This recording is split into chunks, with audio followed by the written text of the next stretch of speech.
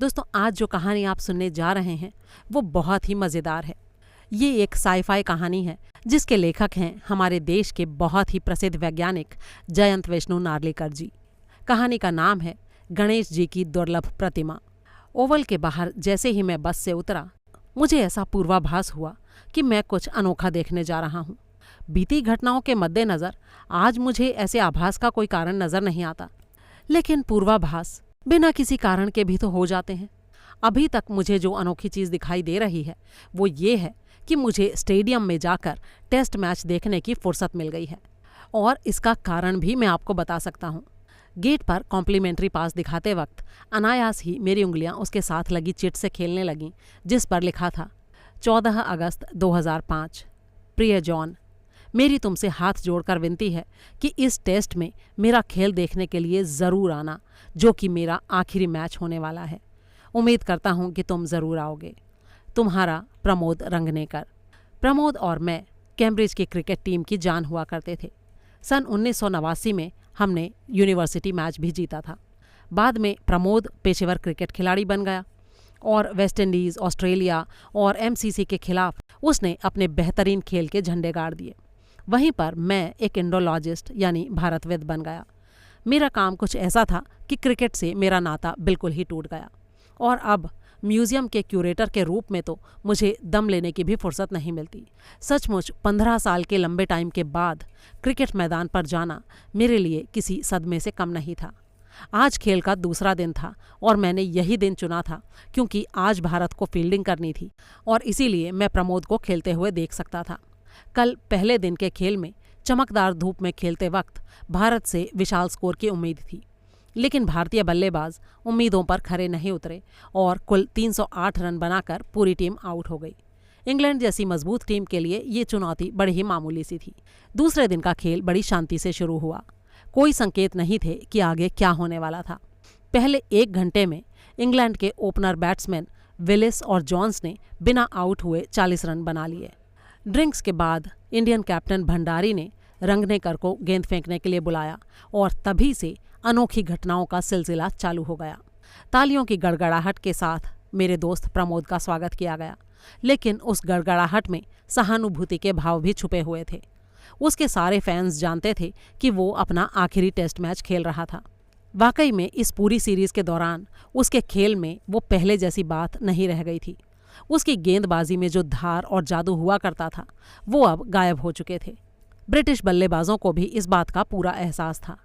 जनता में और मीडिया में कुछ समय से मांग उठ रही थी कि प्रमोद को टीम से निकाल दिया जाए, लेकिन फिर भी चयनकर्ताओं ने अनुभव के तौर पर उसे एक आखिरी मौका और दिया था। और अब सवाल ये था कि क्या प्रमोद उनकी उम्मीदों पर खरा उतर पाएगा। अनोखी चीज का पहला संकेत हमें तब मिला जब प्रमोद बॉलिंग की तैयारी कर रहा था। अंपायर कोर्ट्स ने उससे पूछा, right arm over the wicket? जी नहीं। प्रमोद के इस जवाब ने अंपायर को हैरानी में डाल दिया, क्योंकि वो प्रमोद की बॉलिंग के तरीके से परिचित था। प्रमोद ने कहा, left arm over the wicket. Pramod ने अपनी जिंदगी में पहले कभी भी लेफ्ट हैंड से गेंदबाजी नहीं की थी। कैप्टन भंडारी भी इस बात से हैरान था और उसने प्रमोद को समझाने की कोशिश की, लेकिन प्रमोद अपनी जिद पर अड़ा रहा। भंडारी बड़बड़ाया, ठीक है, कोई बात नहीं, मैं इस बुढ़ऊ को सिर्फ 1 ओवर तक ही ये बेवकूफ़ी करने दूंगा। अब तक रेडियो और टीवी पर कमेंटेटर भी प्रमोद का इरादा जान चुके थे और उसके ऊपर टीका टिप्पणी करने लगे थे।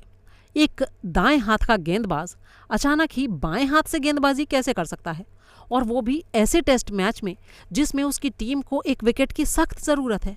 ये बात बहुत ही अजीब और बेसिर पैर की थी, लेकिन इसके बाद जो कुछ हुआ वो एकदम ही बेमिसाल था। अपनी पहली ही सटीक गेंद पर प्रमोद ने ओपनर विलिस की लेग स्टंप उड़ा दी। विलिस की समझ में कुछ नहीं आया। उसने पैवेलियन वापस जाते समय नए बल्लेबाज को चेतावनी दी, ज़रा सावधान रहना, इस जोकर ने मुझे यूं ही मजाक मजाक में ही उड़ा दिया है। लेकिन उस चेतावनी का कोई फ़ायदा नहीं हुआ। बाएं हाथ से की जा रही प्रमोद की गेंदबाजी कहर बरसा रही थी। 3 नंबर का बल्लेबाज और उसके बाद आने वाले तमाम बल्लेबाज प्रमोद की गेंदबाजी के आगे टिक ही नहीं पाए। जहां 40 रन पर 1 विकेट भी नहीं गिरा था, वहीं 78 रन पर इंग्लैंड की पूरी टीम का बोरिया बिस्तर बंध गया। लंच में सैंडविच चबाते हुए मैं इस असाधारण बदलाव के बारे में सोच रहा था जो इतने थोड़े से ही समय में खेल में आ गया था। ये एक ऐसा बदलाव है जो क्रिकेट को बाकी खेलों से अलग करता है। 203 रन से पिछड़ने के बाद इंग्लैंड को फॉलो ऑन खेलना पड़ा। क्या इंग्लैंड अपनी दूसरी इनिंग में इस झटके से उबर पाएगा? मेरी बगल में बैठे बुजुर्ग सज्जन भी अंदाजा लगा रहे थे कि क्या रंगनेकर जिम लेकर के एक ही टेस्ट मैच में 19 विकेट के रिकॉर्ड को तोड़ सकेगा। इसके बाद उन्होंने उस मैच की एक एक घटना विस्तार से मुझे बताई जिसे उन्होंने 50 साल पहले अपनी जवानी के दिनों में देखा था। और सचमुच अगली इनिंग में ऐसा ही हुआ। इंग्लैंड की पूरी टीम सिर्फ 45 रनों पर ढह गई। भारत के खिलाफ ये उनका सबसे कम स्कोर था और प्रमोद के खाते में आए पूरे के पूरे 20 विकेट। इस अनोखे मैच के खत्म होने के बाद एक और अनोखी घटना हुई।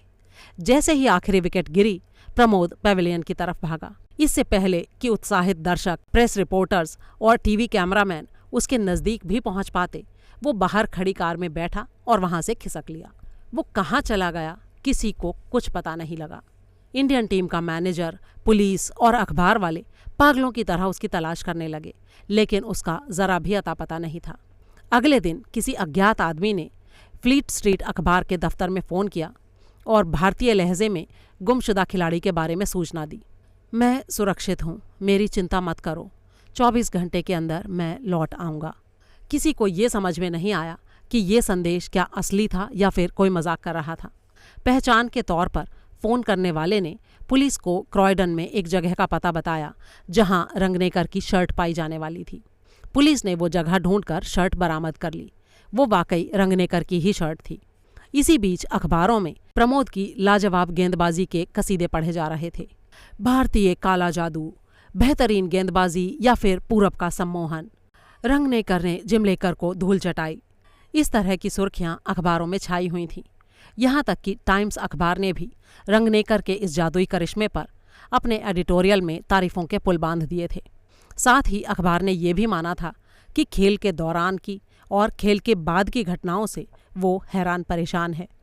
विजडन ने तुरंत ही अपने क्रिकेट इतिहास में एक और कीर्तिमान जोड़ दिया। अगले दिन प्रमोद बो स्ट्रीट पुलिस थाने में मिल गया, लेकिन गहमा गहमी का जो ज्वार आया था वो अब पूरी तरह से उतर चुका था। उसे टेस्ट मैच में हुई एक भी घटना याद नहीं थी, या उसके बाद जो कुछ हुआ वो भी उसे याद नहीं था, जबकि उसका दिमाग पूरी तरह से ठीक था।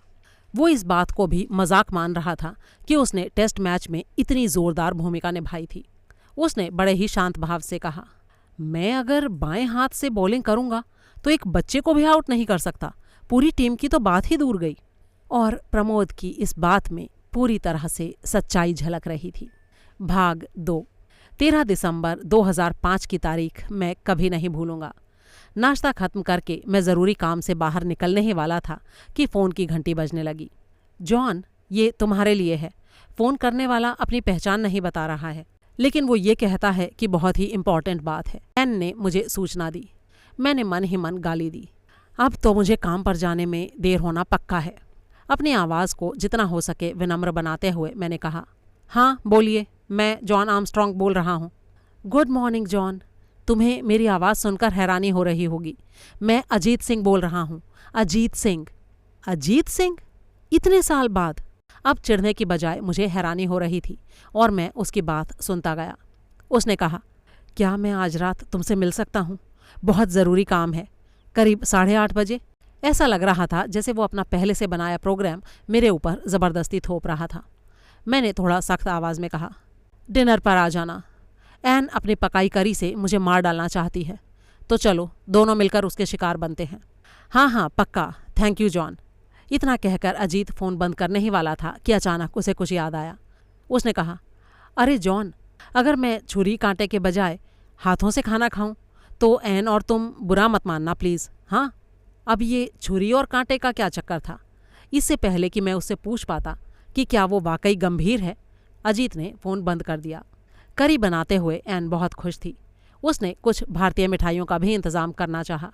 उसे उसके किचन में छोड़कर मैं जल्दी से ट्रेन पकड़ने दौड़ा। पूरा दिन मेरा ध्यान अजीत पर ही लगा रहा था और मैं उससे होने वाली मुलाकात के बारे में सोचता रहा था। वो मुझे क्या बताना चाहता था? कैम्ब्रिज में ग्रेजुएट की पढ़ाई में प्रमोद और अजीत दोनों ही मेरे साथ थे। कॉलेज की एक सीढ़ी के आसपास ही हमारे कमरे थे। मुझे और प्रमोद को क्रिकेट में दिलचस्पी थी और अपनी पहली गर्मी के बीतते बीतते हम दोनों को यूनिवर्सिटी की टीम में चुन लिया गया था। लेकिन अजीत के साथ मेरे संबंध थोड़े अलग टाइप के थे। हम दोनों भारतीय फिलॉसफी पर अक्सर लंबी लंबी चर्चाएं करते थे। सुबह के टाइम तो अक्सर हम दोनों की बातचीत कई घंटों तक चलती थी। इन चर्चाओं के कारण ही मैं भारतविद के रूप में अपना करियर बना पाया था। लेकिन अजीत एक भौतिकीविद था, यानी फिजिसिस्ट। गणित में तीसरे साल की परीक्षा में मैथ्यू प्राइज जीतने के बाद उसने फिजिक्स को चुना था। यहाँ पर भी उसने अपनी प्रतिभा का लोहा मनवाया था। 3 साल बाद मैंने कैम्ब्रिज छोड़ दिया था, लेकिन वो कैवेंडिश में रिसर्च करने लगा था। कभी कभी हम मिलते थे और हमारे बीच चिट्ठी पत्री भी होती थी। मुझे याद है कि जब उसे स्मिथ अवार्ड मिला था तब मैंने उसे चिट्ठी लिखी थी। फिर बाद में हमारा संपर्क धीरे धीरे कम होने लगा था। मुझे आर्कियोलॉजी के कामों के लिए भारतीय उपमहाद्वीप की कई बार यात्रा करनी पड़ी और आखिर में मुझे लंदन में म्यूजियम क्यूरेटर की नौकरी मिल गई थी, जहाँ पर मैं आज भी हूँ। अजीत हमेशा से ही एकांत प्रिय व्यक्ति था। जहाँ तक मैं जानता हूँ, मेरे अलावा शायद उसका कोई और दोस्त भी नहीं था। 5 साल पहले जब हम आखिरी बार मिले थे, उस टाइम अजीत कॉलेज फेलोशिप छोड़कर इंग्लैंड में ही एक रिसर्च इंस्टीट्यूट में काम करने लगा था। हालांकि उसने मुझे कभी बताया नहीं था, लेकिन मुझे यकीन था कि उसका काम थोड़ा अलग टाइप का ही था। तो क्या आज रात वो मुझे अपने काम के बारे में बताने वाला था? ठीक 8:30 बजे दरवाजे की घंटी बजी। अजीत को पहचानने में मुझे कोई परेशानी नहीं हुई। वो पहले से भी ज़्यादा दुबला पतला हो गया था और उसके बाल भी थोड़े सफ़ेद होने लगे थे। इन सब के अलावा उसमें एक और मामूली सा बदलाव आया था जिसे मैं भांप सकता था। आज की तमाम घटनाओं के बाद मैं इसका सबूत भी दे सकता था। लेकिन ईमानदारी की बात यह है कि हमारी उस मुलाकात के वक्त मैं सही सही ये नहीं बता सकता था कि उसमें जो बदलाव मुझे महसूस हो रहा था वो असल में क्या था। उसके बातचीत करने के अंदाज से मुझे सुकून मिला। जहाँ तक मेरे प्रति उसके नज़रिए का संबंध था, वो ज़रा भी नहीं बदला था। भारतीय परंपरा के अनुसार एन ने थालियों में खाना परोसा। खाने के दौरान अजीत थोड़ी बहुत बातचीत को छोड़कर पूरे टाइम खामोश रहा। लेकिन इससे मुझे ज़्यादा हैरानी नहीं हुई, क्योंकि खाने की टेबल पर बैठकर अजीत बातों पर कम, खाने पर ज़्यादा ध्यान देने वाला इंसान था। हाँ, उसका खाने का तरीका देखकर मुझे हैरानी ज़रूर हुई थी। उसके सनक भरे सुझाव पर हम सभी ने छुरी और कांटे को छोड़कर हाथ से खाना शुरू कर दिया। लेकिन हाथ से खाते हुए अजीत को देखकर मुझे उतना ही अजीब लग रहा था जितना किसी पश्चिमी व्यक्ति को हाथों से भारतीय खाना खाते हुए देखकर लगता है। मैंने और एन ने इस बात के लिए उसे टोका भी, लेकिन अजीत के पास इस बात का भी जवाब था। उसने कहा, पतन की तरफ जा रहे पश्चिम में इतने साल रहने के बाद हाथ से खाने की मेरी आदत छूट गई है। उसकी इस सफाई से एन तो संतुष्ट लग रही थी, लेकिन मेरे मन में अब भी थोड़ा शक बाकी था। अजीत के अजीबोगरीब व्यवहार के बारे में मेरा शक भोजन के बाद तब और भी पक्का हो गया जब मेरा 7 साल का बेटा केन एक किताब लेकर आया। उसने अजीत से कहा, अंकल, आपने मेरे पिछले बर्थडे पर यह किताब भेजी थी, लेकिन आप इस पर साइन करना भूल गए थे। क्या आप अब इसके ऊपर साइन कर देंगे प्लीज़? असल में बात भी यही थी। पिछले साल अजीत की लैब से केन के लिए एक किताब आई थी। उस पर लिखा था, केन को उसके 7वें जन्मदिन पर। मैं जानता हूँ कि वो अजीत की ही राइटिंग थी। अपने खास स्टाइल में अजीत ने केन का बर्थडे तो याद रखा था, लेकिन अपना नाम लिखना भूल गया था। अजीत ने किताब अपने हाथों में ली, फिर सरसरी नज़रों से उसे देखा, फिर सिर हिलाते हुए किताब वापस केन को लौटा दी। सॉरी केन, आज मेरी आंखें मुझे थोड़ा परेशान कर रही हैं, इसलिए मैं अभी साइन नहीं कर पाऊंगा। मैंने विरोध करते हुए कहा, अरे छोड़ो भी अजीत, अपना नाम लिखने के लिए आंखों पर जोर डालने की क्या ज़रूरत होती है? नहीं जॉन, मेरे डॉक्टर ने मुझे इस हालत में कुछ भी पढ़ने या लिखने के लिए मना किया है। जब मैं अच्छा हो जाऊंगा ना केन, तो मैं दोनों किताबों पर साइन कर दूंगा। अजीत की आवाज़ में दृढ़ता थी, इसलिए मैंने और केन ने ज़्यादा दबाव नहीं डाला। एक और गिफ्ट की पेशकश से केन भी संतुष्ट था। किताबों में उसकी काफ़ी दिलचस्पी थी, लेकिन मुझे अजीत की ये बात पता नहीं क्यों बहुत ही अजीब सी लग रही थी। अपनी स्टडी में उसे आराम कुर्सी पर बैठने का इशारा करते हुए मैंने उससे पूछा, अजीत, क्या अब तुम मुझे बताओगे कि तुम आज रात यहाँ क्यों आए हो? मैं अपने अंदर उमड़ रही जिज्ञासा को दबाने की कोशिश कर रहा था। अब यहाँ स्टडी में हम दोनों बिल्कुल अकेले थे और मैं उससे कुछ महत्वपूर्ण बात सुनने की उम्मीद कर रहा था।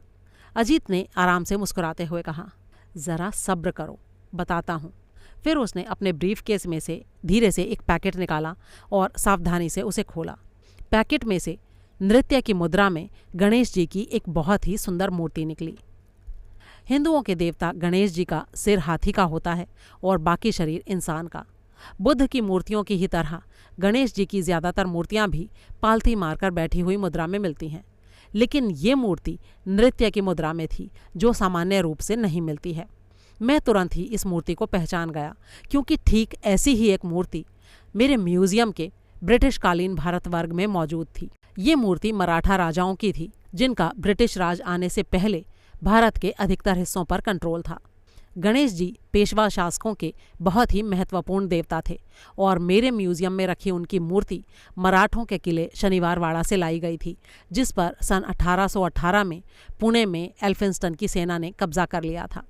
मूर्ति के म्यूजियम तक पहुंचने की कहानी काफ़ी लंबी थी। मूर्ति देखते ही मेरा पहला रिएक्शन ये था कि मैंने अजीत से पूछा कि उसे उस म्यूजियम वाली मूर्ति की हूबहू कॉपी कैसे मिली।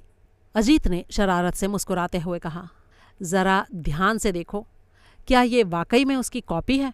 मैंने मूर्ति को अपने हाथों में लेकर अच्छी तरह से उलट पलट कर देखा।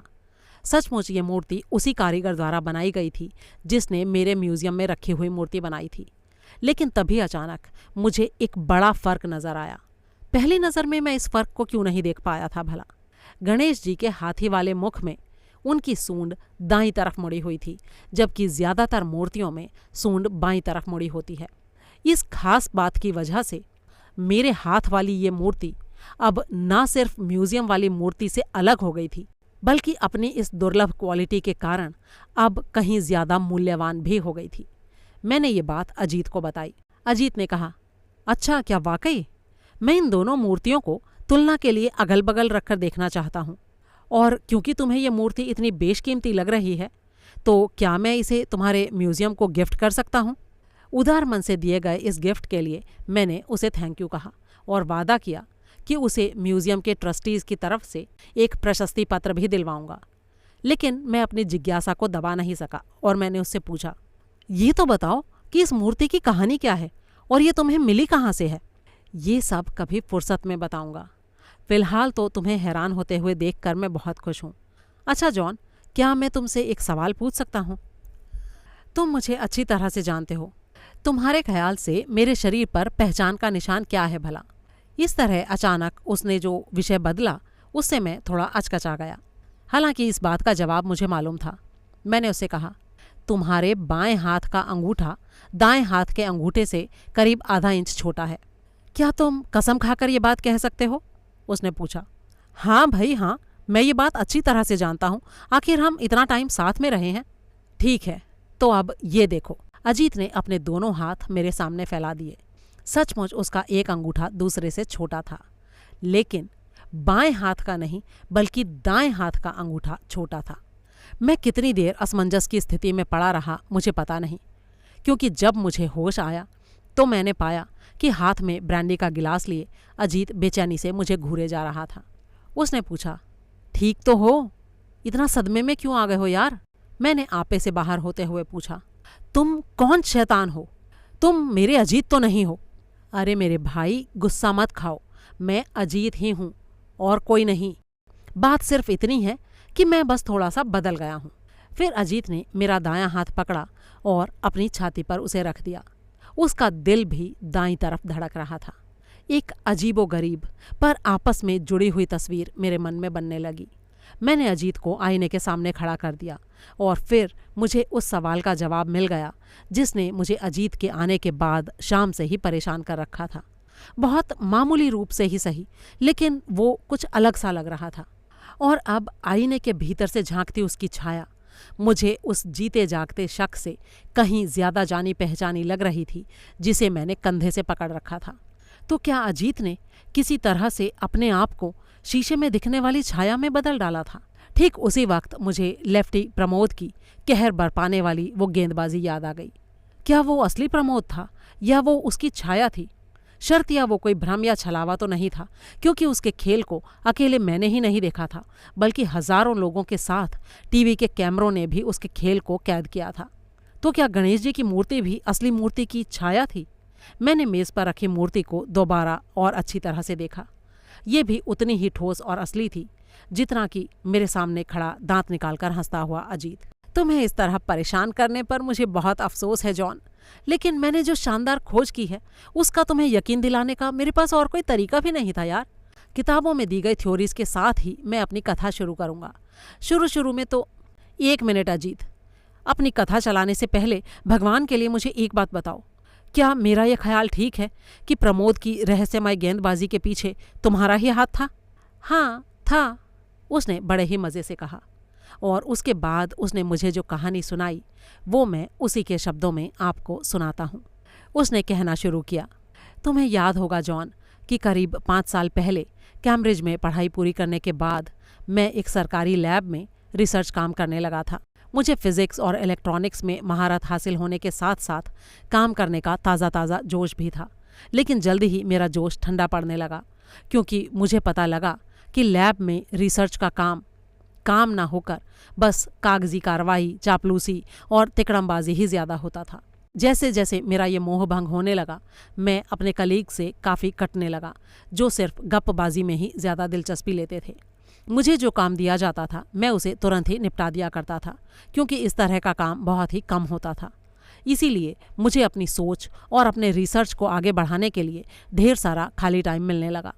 मेरे स्वभाव को जानने के बाद मेरे कलीग्स और सीनियर ऑफिसर्स ने भी मुझे अपने हाल पर अकेला छोड़ दिया। लंबे टाइम से एक अजीबोगरीब विचार ने मेरे दिमाग में उथल पुथल मचा रखी थी। कैम्ब्रिज में आइंस्टाइन के सापेक्षता के सिद्धांत का अध्ययन करने के बाद ये विचार मेरे मन में आया था। चूँकि तुम इस थ्योरी को नहीं जानते हो, इसलिए मैं तुम्हें पहले इसके कुछ खास पहलुओं के बारे में बता देता हूँ जो मेरे काम आने वाले थे। आइंस्टाइन ने ये विचार रखा था कि ग्रेविटी के कारण अंतरिक्ष और टाइम की ज्यामिति या आयामों यानी डिमेंशंस में बदलाव आ जाता है। हम सभी यूक्लिड की ज्योमेट्री से तो परिचित हैं, जो हमारे दैनिक जीवन की ज़रूरतों को पूरा करती है, लेकिन करीब 1.5 सदी पहले मैथमेटिशियंस ने यह सोचना शुरू कर दिया था कि तार्किक तौर पर सिर्फ यूक्लिड की ज्योमेट्री ही स्थिर नहीं है। यूक्लिड की थ्योरीज से अलग नियमों पर आधारित गैर यूक्लिड ज्योमेट्रीज की कल्पना भी की जा सकती थी, लेकिन आइंस्टाइन ही वो पहले साइंटिस्ट थे जिन्होंने इन सारे अमूर्त निराकार विचारों को एक साकार रूप दिया था। उनका तर्क था कि भारी ग्रेविटी वाले पिंडों के इर्द गिर्द गैर यूक्लिड ज्योमेट्रीज होती हैं, और उन्होंने इसका वर्णन करने के लिए इक्वेशंस भी दी। उनके द्वारा की गई कुछ भविष्यवाणियों को पिछली सदी में जांचा परखा भी गया था, जिसमें वो सही साबित हुई थी। उदाहरण के लिए प्रकाश की किरणों को ही लेते हैं, जिनके बारे में माना जाता है कि वो सीधी लाइन में ही चलती हैं। अब अलग अलग ज्योमेट्रीज में सीधी रेखा की परिभाषा और कसौटी अलग अलग होगी। सापेक्षतावाद यानी थ्योरी ऑफ रिलेटिविटी में हम कहते हैं कि अंतरिक्ष में ज्योमेट्री वक्रीय होती है, जबकि ग्रेविटी की मौजूदगी में ये एक सीधी लाइन में होती है। किसी गोले की सतह पर चलने वाला 2 डायमेंशन वाला जीव सतह की वक्रता के प्रति सचेत होता है। ऐसी ही किसी वक्रता की बेहद ऊंचे आयाम में कल्पना करें तो ऐसी कल्पना दिमागी तौर पर तो मुश्किल है, लेकिन मैथ्स के लिए बहुत आसान है। अब मैं एक और थ्योरी को तस्वीर में लेकर आता हूँ। ये है मोड या ट्विस्ट की थ्योरी। क्या तुमने मोनियस स्ट्रिप के बारे में सुना है? अगर आप कमर में कोई पेटी बांधते हैं तो उसे एक मोड़ देकर आप मोनियस स्ट्रिप बना सकते हैं। इसकी कई खूबियाँ होती हैं, जैसे कि मूल पेटी जिसकी 2 सतहें थीं, उसके विपरीत इसकी सिर्फ एक ही सतह होती है। अगर आप किसी साधारण पेटी या पट्टी को लंबाई के साथ साथ बीच से काटें तो 2 अलग पट्टियां मिलेंगी। अब मोनियस स्ट्रिप को इसी तरह से काटने की कोशिश करें तो आप हैरान रह जाएंगे। अब ज़रा ये कल्पना करें कि हमारा चपटा जीव इस मोनियस स्ट्रिप की एक ही सतह पर रेंग रहा है। हम कल्पना करें कि उसका सिर्फ एक ही हाथ है, बायां हाथ, लेकिन अगर वो पट्टी का पूरा चक्कर लगा ले तो वो पाएगा कि उसका एक हाथ जो बायां था वो अब दायां हो गया है। अगर तुम्हें यकीन ना हो तो इसे कागज़ की पट्टी पर आजमा कर देखो। हालांकि ये और बात है कि उस जीव को इस चीज़ का पता नहीं चलता। उसके लिए तो ये घटना एक परावर्तन की ही तरह लगेगी जो उसके लिमिटेड 2 डायमेंशन वाले परिप्रेक्ष्य में हुई होगी। अब इसी घुमाव की 4 डायमेंशन वाले अंतरिक्ष काल में कल्पना करते हैं। उस जीव की तरह हमें भी इस परिवर्तन का पता नहीं चलेगा, हालांकि इसके असर बिल्कुल वैसे ही होंगे। इस परिवर्तन से गुजरकर हम आईने में दिखने वाली अपनी छाया की तरह लगते हैं, जबकि सच्चाई ये होती है कि हम ऊंचे डिमेंशंस में घूम रहे होते हैं और अपने दूसरे पक्ष को दिखा रहे होते हैं। क्या हम ऐसे घुमाव अंतरिक्ष काल में पैदा कर सकते हैं? इस पॉइंट पर मैंने आइंस्टीन की थ्योरी से अलग हटकर अपनी खुद की सोच डेवलप की। मुझे उम्मीद थी कि परमाणु के भीतर मौजूद मौलिक कणों में पाया जाने वाला घूर्णन का गुण अंतरिक्ष में घुमाव पैदा कर सकता है। इसका मैथमेटिकल फॉर्मूला तो मैंने कैम्ब्रिज में ही डेवलप कर लिया था, लेकिन उसके ऊपर एक्सपेरिमेंट करना मेरी फिलहाल वाली लैब में ही संभव हो पाया। मुझे मौलिक कणों का एक पुंज बनाना था, जो कि यूं ही रैंडम तरीके से नहीं, बल्कि पूरी तरह से प्लान्ड तरीके से चक्कर काट रहे हों। ये कहना तो आसान लगता है, लेकिन करना उतना ही मुश्किल है। अपने इस एक्सपेरिमेंट को करने में मुझे 6 महीने लग गए और फिर उसके बाद जाकर मुझे इसमें सफलता मिली। मेरी लैब में जैसा एटमॉस्फेयर है, उसी के कारण ही मैं अपना पहला डिवाइस बिना किसी टोका टाकी के बना पाया। पहले मैंने एक छोटा सा कैबिन बनाया और उसके ऊपर गोपनीय, खतरनाक और नो एंट्री जैसे संकेत लगा दिए। जब तक मैं अपनी आर्थिक सीमाओं के अंदर काम कर रहा था, तब तक किसी ने भी मुझसे पूछने की ज़रूरत नहीं समझी कि मैं क्या कर रहा हूँ। ये जो इस तरह की नौकरशाही वाला सिस्टम जो होता है ना, उसमें अगर आप चालाकी से काम करें तो कोई भी तिकड़म लगाना पॉसिबल हो जाता है। वरना कोई भी क्रिएटिव काम करने से पहले आपको उसके लिए एक प्रस्ताव जमा कराना पड़ता है। फिर एक कमेटी आपके उस प्रस्ताव को एनालाइज करती है और बहुत संभावना इस बात की होती है कि आपके उस प्रस्ताव को रद्द कर दिया जाएगा, क्योंकि इस तरह की कमेटियों में जो अधिकतर लोग होते हैं वो सठियाए हुए होते हैं और उनका असली रिसर्च से कोई लेना देना नहीं होता है। मेरा जो पहला एक्सपीरियंस था वो था मेरी कलाई घड़ी के साथ।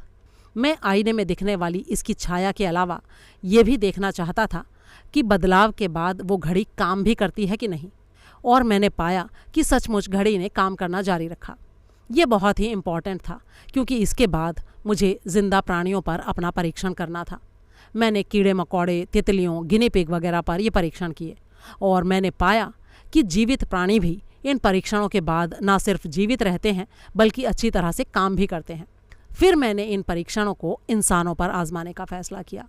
मैं जानता था कि इसके परिणाम बहुत गलत भी हो सकते हैं, इसीलिए उन सारी बातों को ध्यान में रखते हुए मैंने सारी जानकारियों को विस्तार से लिखा और ठीक जगह से एक सुरक्षित जगह पर रख दिया, क्योंकि मैं ये परीक्षण खुद अपने ऊपर करने जा रहा था। इसीलिए मैंने परावर्तन मशीन में घुसने से पहले वीडियो कैमरा और टेप रिकॉर्डर दोनों को चालू कर दिया, ताकि परीक्षण के नतीजों के दृश्यों और आवाज़ों को भी रिकॉर्ड किया जा सके।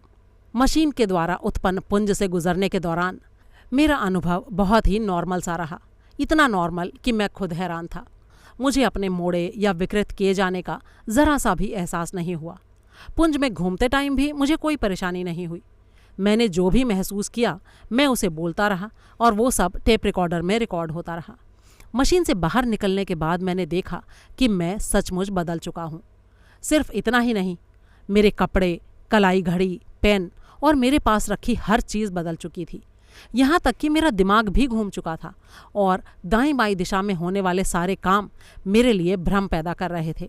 मुझे यहाँ तक सोचना पड़ रहा था कि बोतल को खोलने के लिए ढक्कन को किस दिशा में घुमाऊं, क्योंकि मेरी ये नई टेंडेंसी मुझे उल्टी दिशा में काम करने के लिए प्रेरित कर रही थी। शारीरिक तौर पर मैं पूरी तरह से चुस्त दुरुस्त था और मुझे महसूस हो रहा था कि मेरा बायां हाथ दाएं हाथ के मुकाबले ज़्यादा ताकतवर हो गया है। फिर अपने अनुभव को पूरा करने के लिए मैं दोबारा उस पुंज से गुजरा। उम्मीद के अनुसार बाहर निकलने पर मैं फिर से अपनी पुरानी अवस्था में लौट आया था, लेकिन इसके साथ एक चीज़ और थी जिसका मैंने पहले से ही अनुमान लगा लिया था। मेरे दिमाग में मेरी इस बदली हुई अवस्था की कोई भी याद बाकी नहीं बची थी। ये तो उस परिवर्तन के दौरान जो अलग अलग डिवाइसेस ने तस्वीरें ली थीं और आवाज़ें रिकॉर्ड की थीं, उनसे मैं खुद को यकीन दिला पाया कि वाकई में मेरे साथ ऐसा हुआ था और ये सब कुछ मैंने खुद किया था। अपनी उस हालत में मैंने अपने लिखे हुए ब्यौरों को देखा था, लेकिन मैं उनको तब तक नहीं पढ़ पाया था जब तक कि मैंने उनको आईने के सामने नहीं रख दिया था। मेरे इस पूरे परीक्षण में सिर्फ एक कमी थी जो मुझे खल रही थी। अपनी पहले वाली अवस्था में लौटने पर यह याद नहीं रहता था कि परावर्तित अवस्था में क्या क्या घटित हुआ था। अभी तक भी मैं इस कमी को दूर नहीं कर पाया हूँ। अब कल सुबह जब मैं अपनी पुरानी अवस्था में वापस लौटूंगा तो मुझे आज की रात तुम्हारे साथ हुई इस मुलाकात के बारे में भी कुछ भी याद नहीं रहेगा। अजीत की इस अजीब सी कहानी को सुनते वक्त मुझे ये लग रहा था कि जैसे ये सब कुछ सच नहीं है, बल्कि लुइस कैरोल, H.G. वेल्स या अलिफ लैला की कहानियों की खिचड़ी पकाकर पेश की जा रही है। लेकिन ये भी सच था कि एक जीता जागता सबूत मेरे सामने बैठा पोर्ट वाइन की चुस्कियां ले रहा था। अपनी सारी शंकाओं को दूर करने के लिए मैंने अजीत से वो सवाल पूछा जो मुझे काफ़ी देर से कुरेद रहा था। अजीत, तो क्या गणेश जी की ये मूर्ति भी एक छाया है? तुम खुद इस बात का पता क्यों नहीं लगा लेते? तुम म्यूजियम के ठीक ऊपर ही तो रहते हो। अजीत ने बड़े ही आराम से कहा। चाबियों का गुच्छा उठाकर हम दोनों नीचे ब्रिटिश काल के म्यूजियम के भारतवर्ग में गए, जहाँ पर गणेश जी की मूर्ति ताले में बंद रखी रहती थी। उस कपाट तक पहुँचते पहुँचते मुझे एहसास होने लगा था कि हमें वहाँ क्या दिखाई देने वाला था। कपाट वाकई एकदम खाली था। अजीत के उपहार को जब खाली कपाट में रखकर मैं वापस लौटा तो अजीत ने व्यंग्य भरे स्वर में कहा, तो आखिरकार मैं उतना उदार दानदाता नहीं था। मैं समझ नहीं पाया कि उसने किस तरह से असली मूर्ति को वहाँ से गायब कर दिया था और फिर अपने उस नाटकीय परीक्षण से उसे गुजारा था। अच्छा ठीक है, अब मुझे प्रमोद के शानदार खेल के बारे में भी कुछ बताओ, मैंने उससे कहा। अभी तक जो कुछ मैंने जाना था उससे इस रहस्य पर भी कुछ रोशनी पड़ती थी। अजीत ने बताया, टेस्ट मैच से एक दिन पहले शाम को प्रमोद मेरे पास आया था। वो बहुत ही उदास और निराश सा था। मैं जानता था कि एक बॉलर के रूप में उसकी जवानी ढल चुकी थी और अंतिम टेस्ट मैच में उसे लिया जाना सिर्फ उसकी काबिलियत के कारण नहीं था। फिर उसने कहा कि उसकी गेंदबाजी में ज़रा भी धार बाकी नहीं बची है। वो बार बार यही रोना रोए जा रहा था और उसकी इसी बात से मुझे ये अनोखा विचार आया। मैंने सोचा, अगर मैं उसे आईने में दिखने वाली उसकी छाया में बदल डालूं तो ऐसा होने पर वो एक लेफ्टी गेंदबाज की तरह से बाएं हाथ से गेंदबाजी करेगा, लेकिन वो किसी साधारण लेफ्टी गेंदबाज की तरह से गेंद नहीं फेंकेगा। उसकी सारी गतिविधियां आईने में दिखने वाले अपने दाएं हाथ वाले गेंदबाज की छाया की तरह होंगी। किसी भी हालत में कोई भी बैट्समैन उसकी गेंदों को समझ ही नहीं पाएगा। बस फिर क्या था, मैंने कॉफ़ी में नशीली दवा मिलाकर उसे पिला दी और जब वो बेहोश हो गया तो मैंने उसके ऊपर अपना एक्सपेरिमेंट कर डाला। कड़ी सुरक्षा के बावजूद उसे लैब के अंदर ले जाना मेरे लिए आसान रहा। सुरक्षा व्यवस्था में ढेर सारे सुराखों का मुझे पहले से ही पता था। परीक्षण पूरा करने के बाद मैं उसे होटल में उसके बिस्तर पर लेटाकर आ गया। अगली सुबह मुझे फ़ोन पर उसकी हड़बड़ाई सी आवाज़ सुनाई दी, जैसे उसे दौरा सा पड़ रहा हो। वो कमज़ोरी महसूस कर रहा था, पढ़ नहीं पा रहा था, उसे अक्षर उल्टे लग रहे थे, वगैरह वगैरह। वो जानना चाह रहा था कि पिछली रात उसने कहीं कुछ ऐसा खा पी तो नहीं लिया जिससे ये सारी गड़बड़ी हो रही हो। वो डॉक्टर को दिखाने में भी डर रहा था कि कहीं मैच के लिए अयोग्य न घोषित कर दिया जाए। मैं दौड़ा दौड़ा उसके कमरे में गया और मैंने उसे आश्वस्त किया। उसका दायां हाथ कमज़ोर पड़ गया था और वो गेंदबाजी नहीं कर सकता था, लेकिन मैंने उससे पूछा कि उसके बाएं हाथ का क्या हाल था। आश्चर्यजनक रूप से उसके बाएं हाथ में ज़्यादा जान आ गई थी, तो मैंने उसे बाएं हाथ से बॉलिंग करने की सलाह दी। पहले तो उसने मेरी इस बात को बेतुका बताया, लेकिन फिर जितना उसने अपने बाएं हाथ को झुलाया उतना ही उसे मेरे सुझाव और अपने बाएं हाथ की ताकत पर यकीन होता गया। फिर मैंने उसे नेट प्रैक्टिस की सलाह दी, क्योंकि टीम के बाकी सदस्य उस वक्त तक सो रहे थे। मैंने उससे कहा कि मैं उसके साथ प्रैक्टिस में चलता हूँ। एक तरह से ये अच्छा ही हुआ, क्योंकि इस तरह से उसके इस नए पराक्रम पर सही मौका आने तक पर्दा पड़ा रहा। उसके बाद की घटनाएं तो तुम जानते ही हो। तो क्या वो भी तुम ही थे जो मैच के बाद प्रमोद को तुरंत अपने साथ ले गए थे? मैंने पूछा। हाँ, और वो भी मैं ही था जिसने फ़ोन करके न्यूज़पेपर के ऑफिस में सूचना दी थी। मैंने उसे कुछ दिनों तक अपने घर पर ही रखा।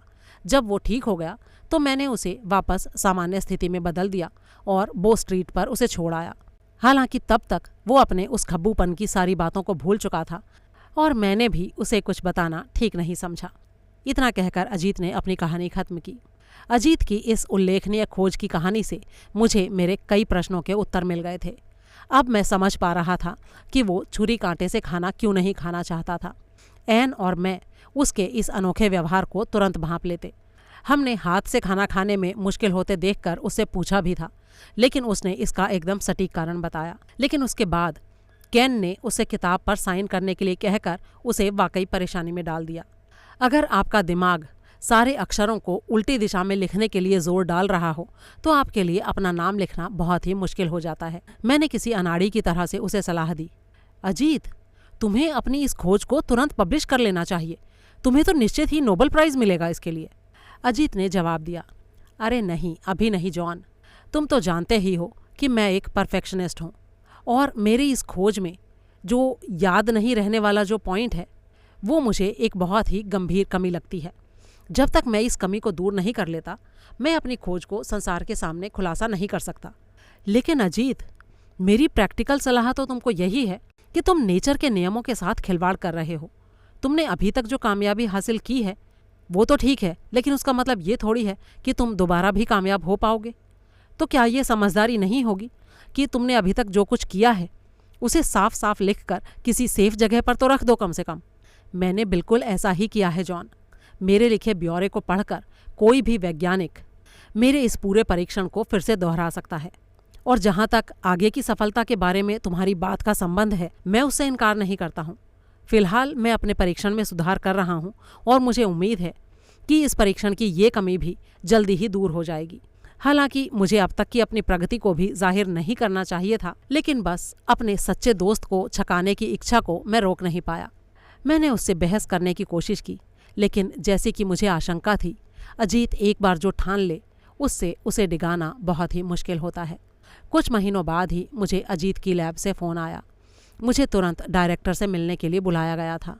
मन में तमाम तरह की आशंकाएं लिए मैंने उसका दरवाज़ा खटखटाया। डायरेक्टर के ऑफिस में डायरेक्टर के अलावा सफ़ेद कोट पहने डॉक्टर, एक साधारण आदमी और अजीत भी मौजूद थे। मैंने राहत की सांस ली। मुझे डर लग रहा था कि कहीं मैं अजीत को जिंदा ना देख पाऊंगा, लेकिन वो राहत बस एक ही पल की थी। अजीत मुझे पहचान नहीं रहा था। डॉक्टर के बताए अनुसार वो अपनी याददाश्त पूरी तरह से खो बैठा था और उसके ठीक होने के कोई आसार नहीं थे। लैब में अजीत के ऑफिस से उनको मेरा नाम और फ़ोन नंबर मिला था, इसीलिए वो मुझसे कांटेक्ट कर पाए थे। मैंने बड़ी ही सावधानी से पूछा, क्या उसने कोई लिखित रिकॉर्ड रखा हुआ है कि वो अब तक क्या करता रहा था? मुझे मन ही मन इस बात पर भी झुंझलाहट हो रही थी कि मैं अजीत से उस सुरक्षित जगह का पता पूछना कैसे भूल गया जहां उसने अपने रिकॉर्ड रखे हुए थे। डायरेक्टर ने एक गहरी सांस लेकर कहा, अगर उसने रखा भी हो तो दुर्भाग्य से हमारे पास उसका पता लगाने का कोई तरीका नहीं है। आपको पता नहीं है कि वो जो भी परीक्षण कर रहा था वो सब आज अचानक ही उड़ गया और उसके कमरे में सब कुछ चकनाचूर हो गया। डॉक्टर ने डायरेक्टर की बात पूरी करते हुए कहा, लेकिन सौभाग्य से वो बच गया। डॉक्टर के इन शब्दों का चयन बड़ा ही अजीब सा था। अजीत जैसे प्रतिभावान वैज्ञानिक के लिए याददाश्त का चले जाना मौत से भी बदतर था। मैंने सवाल किया, उसके घर का क्या हाल है? मन ही मन मुझे उम्मीद थी कि वहाँ पर ज़रूर कुछ मिल सकता है। डायरेक्टर ने कहा, किसी आम कुंवारे आदमी के घर की तरह एकदम अस्त व्यस्त घर था उनका। हमने उनके घर की बड़ी ही बारीकी से तलाशी ली, लेकिन वहाँ पर कुछ भी नहीं मिला। असल में हमने आपको यहाँ इसीलिए बुलाया है कि शायद आप इस मामले पर कोई रोशनी डाल सकें। जी नहीं, मुझे खेद है कि मैं आपकी कोई मदद नहीं कर सकता। अजीत हालांकि मेरा बहुत अच्छा दोस्त था, लेकिन उसने कभी भी अपनी गोपनीय वैज्ञानिक बातों को मेरे साथ शेयर नहीं किया। इतना कहकर मैं अपने घर वापस आ गया। मुझे हैरानी होती है कि क्या सच्चाई झूठ से ज़्यादा यकीन दिलाने वाली होगी।